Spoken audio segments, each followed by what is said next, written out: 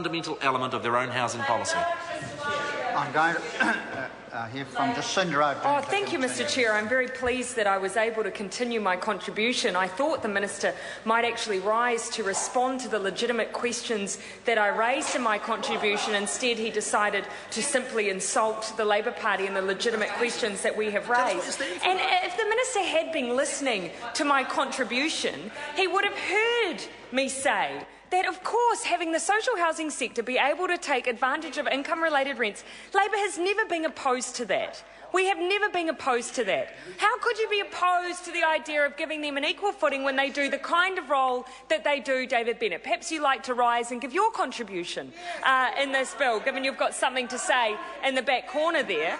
We have never said we had any opposition to that, Minister, but we have raised legitimate concerns over the obligations that giving them that extra additional benefit, which we think they should have, the additional obligations, whether or not they are draconian and too heavy-handed and will remove their ability to provide the kind of service that they've been able to provide. Now, that's a point that has been raised time and time again by Phil Twyford.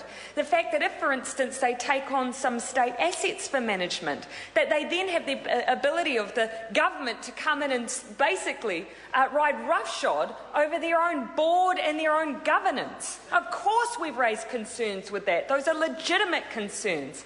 And Mr Minister, this is why, Minister, I'm raising now concerns around, for instance, the fact that MSD, if they have the ability to create an ongoing review of tenancy, which is the basic premise of our opposition to this bill, is that fundamental principle.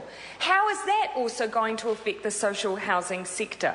If they are able to preside over income-related rents, Mr. Minister, does that mean, for instance, if MSD comes in and uses their all-encompassing powers to ask any question they want, proceed with any investigation they choose into the eligibility of a tenant, could that then call into question a social housing provider's role in providing that housing?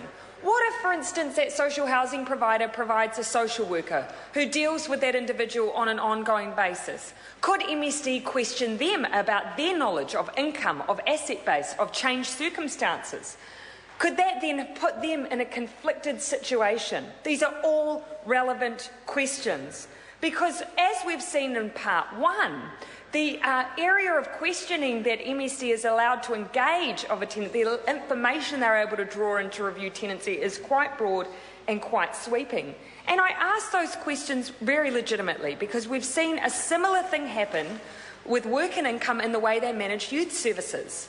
It's now the case that for youth services, all of the administering of benefits has been contracted out to youth providers, in the same way that we're now pushing out some of this to the community housing sector. Now those youth providers who previously had a really strong relationship with the young people they were working with, as our community providers do with their tenants, they are now having to play policemen as well. They're having to look at whether or not someone should be eligible for an additional food grant, for instance. It fundamentally changes their role.